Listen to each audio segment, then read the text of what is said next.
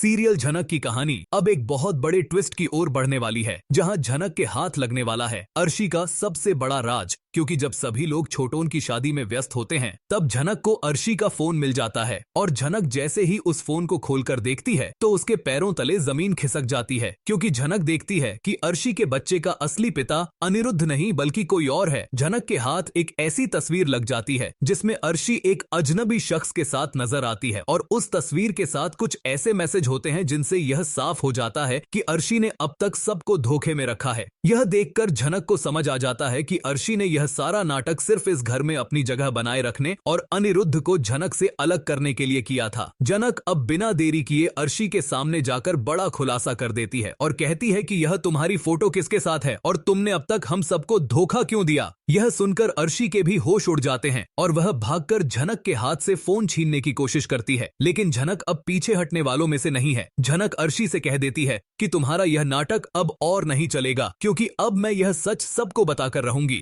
और सभी को बता दूंगी कि इस बच्चे का असली पिता कौन है और तुमने अनिरुद्ध और इस पूरे परिवार के साथ कितना बड़ा धोखा किया है। अर्शी बार बार झनक को रोकने की कोशिश करती है, लेकिन झनक अब किसी की बात नहीं सुनने वाली और सीधे जाकर पूरे परिवार के सामने यह बड़ा राज खोल देती है। झनक अनिरुद्ध को कहती है कि यह बच्चा आपका नहीं है और इसका असली पिता कोई और है। अर्शी ने हम सबको झूठ बोलकर धोखा दिया ताकि वह इस घर में बनी रह सके और मुझे इस घर से निकाल सके। यह सुनकर अनिरुद्ध भी हैरान रह जाता है और कहता है कि तुम ऐसा कैसे कह सकती हो बिना किसी सबूत के। लेकिन झनक तुरंत कहती है कि अगर आपको यकीन नहीं है तो आप खुद अर्शी का फोन देख सकते हैं। इसके बाद अनिरुद्ध अर्शी का फोन जबरदस्ती छीनकर उसमें मौजूद सबूत देखता है और जैसे ही वह तस्वीरें और मैसेज पढ़ता है तो उसके भी होश उड़ जाते हैं। अब अनिरुद्ध को भी पूरा यकीन हो जाता है कि अर्शी ने उसे धोखा दिया है और यह बच्चे नाटक इनकी खड़े हैं आज सच में उसका नहीं है। यह जानकर अनिरुद्ध गुस्से से आग बबूला हो जाता है और वह अर्शी पर भड़क उठता है। अनिरुद्ध अर्शी से कहता है कि तुमने मेरे और इस पूरे परिवार के साथ इतना बड़ा धोखा किया और मैं तुम्हें कभी माफ नहीं करूंगा। इसके बाद अब कहानी में बहुत बड़ा मोड़ आने वाला है, जहां अनिरुद्ध अब अर्शी से हमेशा हमेशा के लिए अलग होने का फैसला करने वाला है और अर्शी से कहता है कि अब तुम्हारी इस घर में कोई जगह नहीं है। अब तुम जितनी जल्दी हो सके यह घर छोड़कर चली जाओ और इस बच्चे को लेकर कहीं और जाओ, क्योंकि अब मेरे लिए तुम और तुम्हारा झूठ कोई मायने नहीं रखता। यह सुनकर अर्शी पूरी तरह टूट जाती है और बेहोश हो जाती है, लेकिन झनक भागकर उसे संभालती है और अनिरुद्ध से कहती है कि आपका गुस्सा जायज है, लेकिन फिर भी अर्शी मां बनने वाली है और हमें उसका ख्याल रखना चाहिए, क्योंकि बच्चा चाहे किसी का भी हो लेकिन उसकी कोई गलती नहीं है। लेकिन अनिरुद्ध अब अर्शी की एक भी बात सुनने को तैयार नहीं है और अब वह अपनी जिंदगी में आगे बढ़ने का फैसला कर चुका है। अब देखना यह होगा कि क्या अर्शी इतनी आसानी से हार मान लेगी या फिर वह अनिरुद्ध को वापस पाने के लिए एक नई साजिश रचेगी।